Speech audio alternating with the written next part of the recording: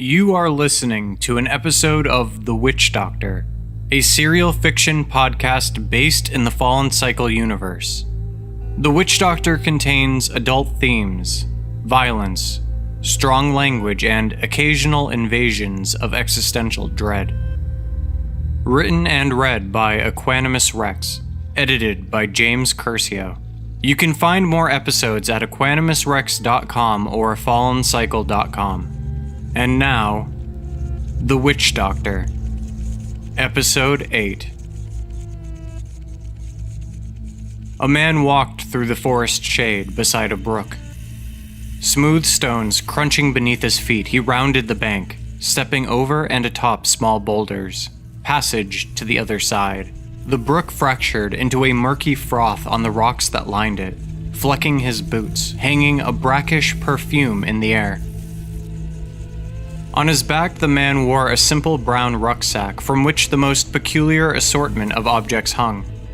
They swayed with every step, often striking against one another with audible clinks and clangs.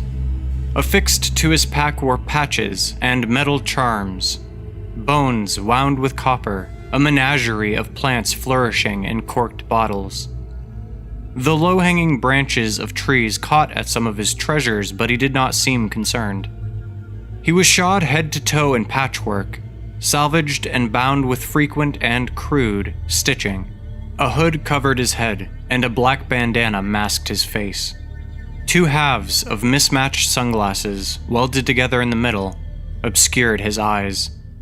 He gripped a walking stick, some piece of deadwood from the forest, in one gloved hand. In the other, he held a dried grass basket, the top of which was covered with a piece of cloth. No firearms, no weapons of any kind could be seen upon his person.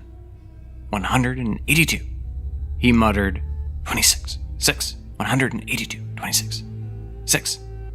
The stranger stopped, examining the edge of the brook, studying its lines and curves. Mosquitoes buzzed, maddened at their inability to pierce his skin. He swatted at them, half-heartedly, and mumbled curse words when they'd fly under and get caught in his hood. When a loud crack emitted from the forest behind him, he paused and turned silently towards the trees. Bursting out of the foliage, a brown and white dog came hurtling towards him. "God," he exclaimed from beneath his bandana. "Calm down, would you? Sit." The dog skidded to a stop at his feet, nearly knocking him into the water, missing only by inches. It was a stocky and muscular mutt, but not large, its head only reaching to the man's knees. The dog's tongue lolled out playfully, dripping and wet. It squinted, and its ears flopped to one side proudly. "Stay," the man ordered, and he held a hand up toward the dog and stepped back to look at the stream. After a couple of seconds, the man cursed and looked back at the dog. It was sniffing at a cluster of pale ferns beneath an oak, 20 feet from where he had been. "I told you to stay," he yelled, shaking his walking stick at it. The dog turned and looked at him, moping, and sat next to the ferns. "No, that's not what the man started, but gave up and sighed. "Come here." Snapped fingers pointed to the ground. The dog cast dark soil into the air as he launched towards the man, spun, and sat dutifully at his feet. "We're gonna have to work on that energy," the man sighed. "Why don't you go take a nap?" The dog responded by chewing on its testicles shamelessly, making guttural, wet noises of ecstasy. "I'll have fun with that," the man said, and he continued on his way down the side of the stream. The dog, not wanting to be left behind, followed him, loping alongside lazily. 26, 182, 6. The words rolled off his tongue like spittle. He didn't even hear himself anymore. They were walking away from the river now, a much larger, much nastier waterway that flowed parallel to the brook. He hadn't wanted to get near. Having scouted southward, he found the river smelled like blood and aerosols. Something upriver, no doubt leaching into the water, he guessed. That river's a goddamn hazard, that's for sure. I wonder if the townies drink it. They can't be, he mused as he trod. 182. Almost 6 months back, when snow had covered the ground and breath turned to steam in sub-zero air, the stranger had first approached, then given the town a wide berth. Considering himself a seasoned veteran to territory travel, he'd been cocky, eschewing the respite of the resettlement in favor of a more hasty northern trek. His goal, so far out of reach for so long, was finally close by. The Wilder, or more accurately, would lie within.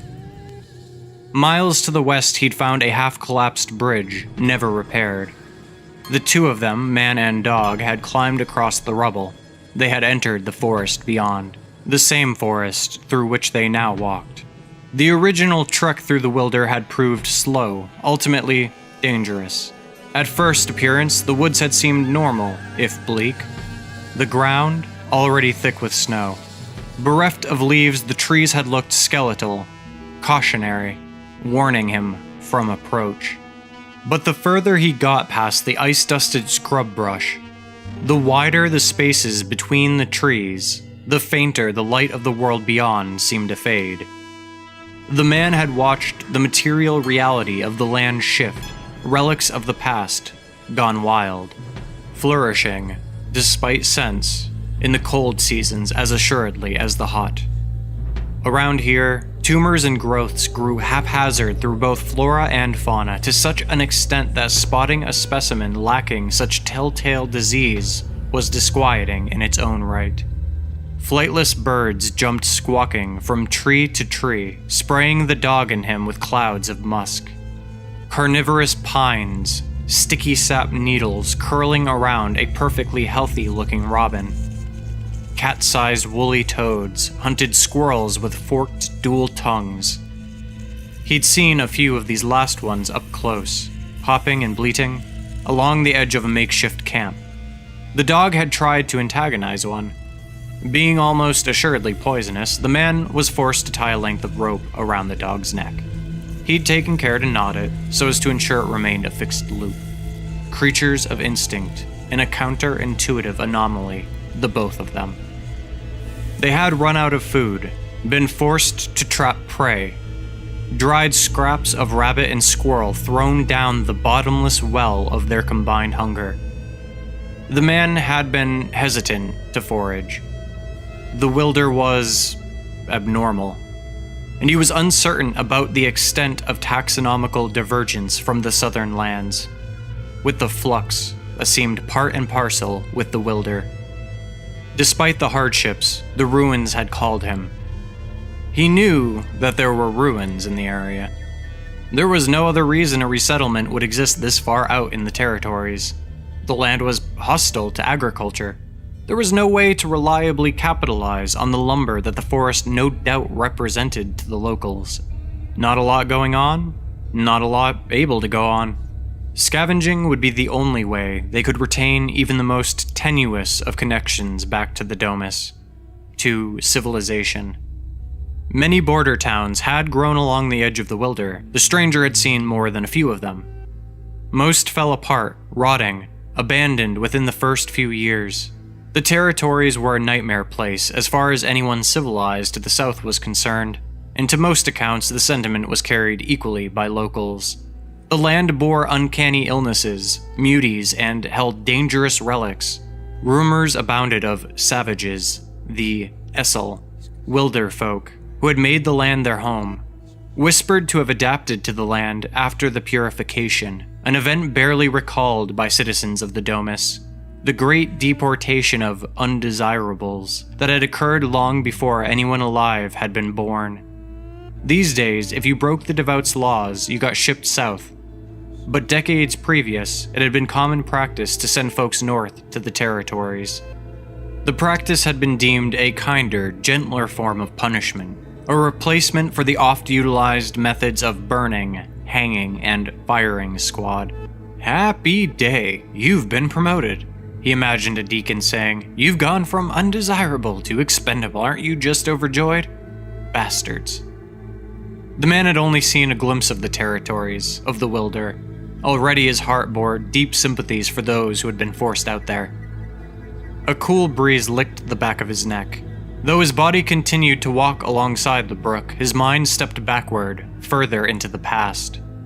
A crunch crack, whipping pain against soft lips and eyelids, ankles snagged by ropey vines, sending him sprawling forward, scrambling, pushing up against the snow. Ice wedged between nail and pulp, muscles tearing. They were being hunted, pursued ceaselessly for 2 days and nights. The dog lurked closely, never straying. Its flaccid tail hung between its legs. It ran with its master when running was called for, but it drooled, its eyes twitched uncontrollably, and the man knew the dog could not keep it up for long. The man had entered into delirium, into the paranoia that lives at the root of terror. Pinprick sensations, frostbite, skin deadening and going hard. At times, convinced he was nearly succumbed to Wode's great, endless, and bloody hunt, some believed awaited the wicked soul's ebb from this world. Last shreds of reason gone. Emboldened, half dead and desperate, the man seized a head-sized stone and circled back on the predators. His eyes rested upon a track in the snow, and he waited and listened. They were of a size and dimension he had never seen, and as he studied them, the rock fell from his fingers and he ran without looking back. A full sprint, blessed by that fabled second wind of the runner and the doomed. Time passed, the sun rose, and shattered architecture peeked between treetops. Ruins, buildings, steel, concrete, and Euclidean geometry, the dead grass still erect in the snow grabbed at him as he broke free from the forest and stepped out into the remnants of a long-dead civilization. He walked slowly, with crunching footfall, dripping red blossoms in the snow. Bleeding, he realized. I'm bleeding. The dog whined, ears perked, then shelter. A frantic race against unconsciousness, a fire lit. Deep sleep. The present came back to him.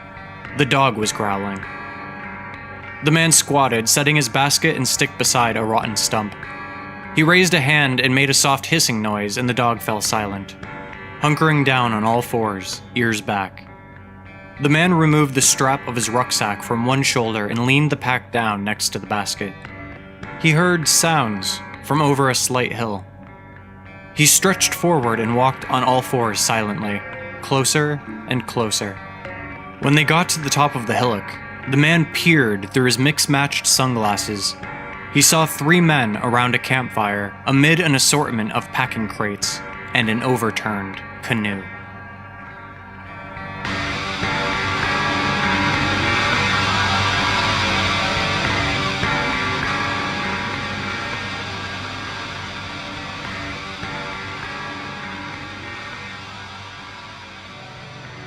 Hey folks, it's me, Equanimus Rex.